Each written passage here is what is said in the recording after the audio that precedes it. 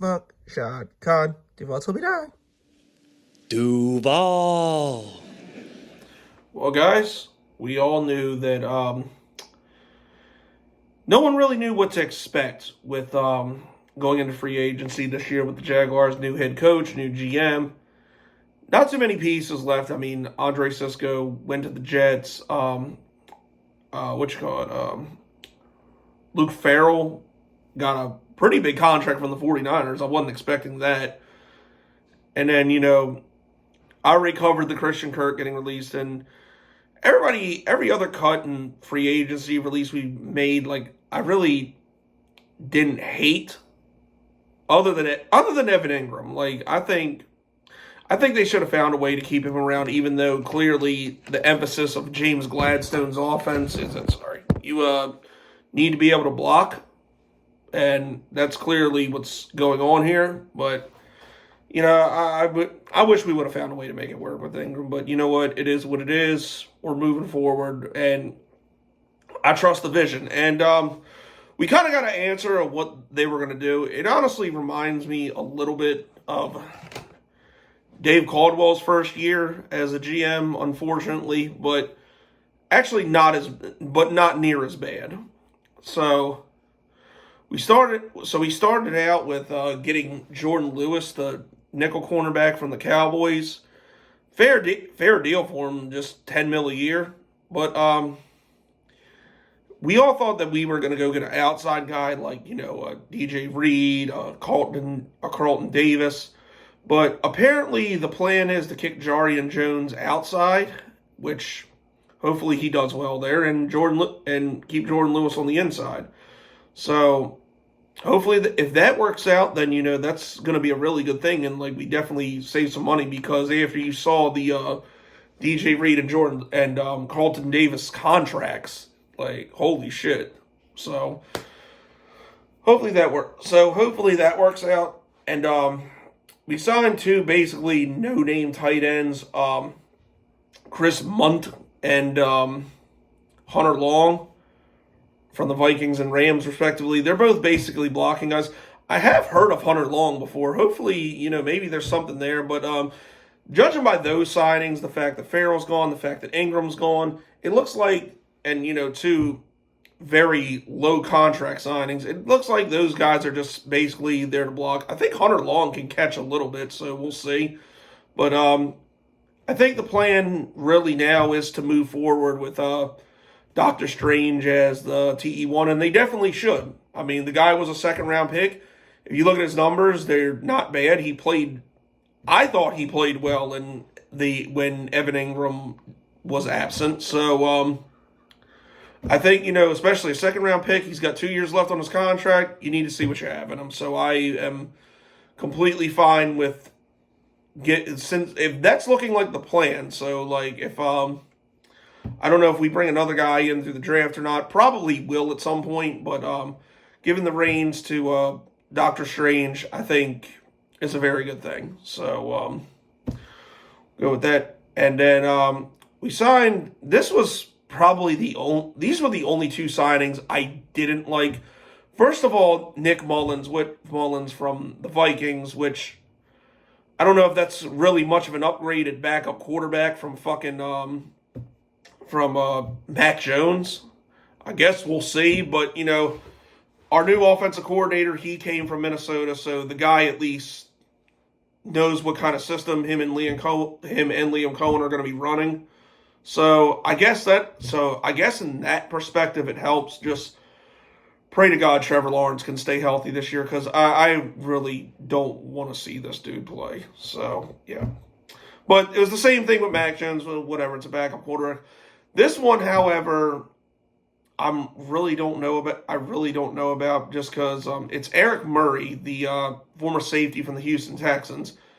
The numbers on the contract aren't bad. They're not paying him a lot, but I don't know. It just seems like that was kind of a waste. I really think we should have went after like a Javon Holland, or maybe looked at somebody in the draft, because like the dude's 31 years old and he gave him a 3-year contract. Like, I just For what it's worth, he did play good, but that just seems like a more of a short-term fix than, somebody to build for the future with. So, I don't know. I really didn't like that one. However, the rest of it, I did really like. First off, I almost forgot this guy, De'Ami Brown from the Washington Commanders, who really came on in their playoff run. A 1-year, $10 million deal, that's a very low-risk, prove-it deal, sort of. Like, my theory is now, and I'll get to this towards the end, but I don't envision him. Well, I think it just depends how he plays to see if he can fill in and be our wide receiver too. Hopefully he can. Hopefully he ends up being good and he can get a nice deal out of it. But we lost Christian Kirk. Gabe Davis is still here, but who the hell knows with that? So I think adding that kind of competition could be good. And like I said, he came on pretty good towards the end of the year for the Commanders, especially in the playoffs. So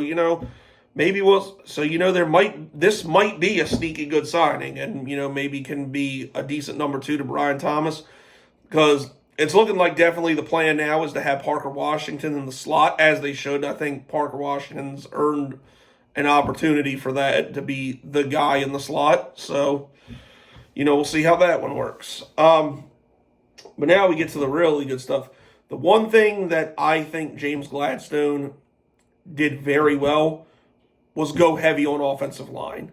Like, first we got, what the hell is his name? Shua Uba, I think his name is. I don't know. The fucking guy from the Cowboys, who's good tackle depth behind whether it be, what the hell? Anton Harrison and Walker Little. You got him and Javon Foster as your backup tackles. So, hopefully, if one of those guys goes down, he'll be a nice little piece to come in and, fill the slot. But then we ended up getting Patrick McCarry, the guard from the Ravens, who can play basically everywhere. It looks like he's going to be our right guard. And the deal's pretty solid, too. The guy is a solid starter. And then he's only 27 years old, too, so really good young signing. And then, but yeah, I feel like that's definitely an improvement. And when you saw what like somebody like Will Fries got paid, like that's a very good deal for what we got McCarry for. So Gladstone is not overspending in free agency, but he's getting guys that are going to contribute really good. Same thing is true with Robert Hainsey from the Bucks, the center, who basically they didn't re-sign him because they drafted a guy last year. Basically, the top center in the draft class fell to them, so this guy was the odd man out. But he knows Liam Cohen's system, and for everything I've seen, looks like he's put up pretty good numbers blocking. And what was it, a 3-year, $1 million deal? That's pretty solid to me. So if nothing else, I think Gladstone was committed to building through the trenches, and I think he got a lot better. We got a lot better in the trenches, and this should definitely help Trevor Lawrence stay upright. So we'll see there. Now, I don't know if we do anything else day 2. We'll see, but this is all kind of telling me that Mason Graham's going to be the pick at pick 5, because we made 2 signings on defense, and they were in the secondary, and we went very heavy on offensive line. Because like I said, a lot of people had Will Campbell going to us and playing like right guard his first year or something, which honestly to me to do that at 5th overall would be stupid. Like, if we didn't re-sign Walker Little, then I would have been all for taking Will Campbell at 5. But we did, so now we got to shift it. And really, I think, especially with the De'Ami Brown signing, we may get a receiver next year, because then we don't have to re-sign De'Ami Brown, and then we can move on from Gabe Davis's contract too to possibly draft a wide receiver too. We may still draft one this year, but like I don't think it's going to be in the first round. Like, as much as I would love Ted McMillan, I don't think that's happening. So this really is saying Mason Graham is going to be the guy, because You bring him in, you slowly transition him and Mason Smith as, your two of your defensive tackles. I truly think that what's his name, Devon Hamilton and Eric Armstead are both going to be gone next year. You could move off of those contracts and just, have Mason Smith and Mason Graham be the full-time starters there. I think those are two contracts we're going to move off of. And then, we're going to having those contracts on the books, we got to pay Devin Lloyd, we got to pay Trayvon Walker. So realistically, I think Mason Graham at this point kind of makes the most sense. So I think that's what's going to happen in the draft, and it's a good pick. It's not necessarily what I want, but I feel like it definitely is a necessity, and I'm going to be fine with it because Mason Graham actually is a beast. So, and that'll help pass rushing too. I do think that maybe if we do anything else today, we get a outside pass rusher just to be that third guy behind Allen and Walker. So I don't know, but overall, it's not like holy shit we broke the bank at free agency and it's good, but like that's honestly not how it should be because we saw Trent Baalke before overpaid for free agents and a lot of them didn't work out. Now, granted, Evan Ingram and Christian Kirk, I would say both of those had success, but you look at and Foye Oluokun too. I'm sorry, I forgot about him. But you look at most of them, it's like, the results were kind of underwhelming. So, you go with guys who have starting experience, especially on the O-line, who have a high floor, maybe not necessarily a high ceiling, but you can get a lot out of those guys, and hopefully, like I said, I really like what he did with the offensive line. Like I really like that, he's committed to get some guys in here to protect Trevor Lawrence, and these guys can grow together because they're all still fairly young. So, like I said, it looks like that was a priority in free agency. But like I said too, I do think Mason Graham is like based on all these moves yesterday, I would say it's a pretty safe bet that Mason Graham is going to be the pick at 5. So that's what I got out of it. I don't know if we do anything else. We'll see. But for now, that's all. I'll be back if anything else happens. It's been your boy Jagging Off. Go Jags, do Volta. I'm gone. Oh, sorry, sports fans. Forgot one more thing. I just want to say this. Ronald Darby, fuck you. Get the fuck off my team. Do not ever come back to this bitch. I'm so glad that fucker's gone.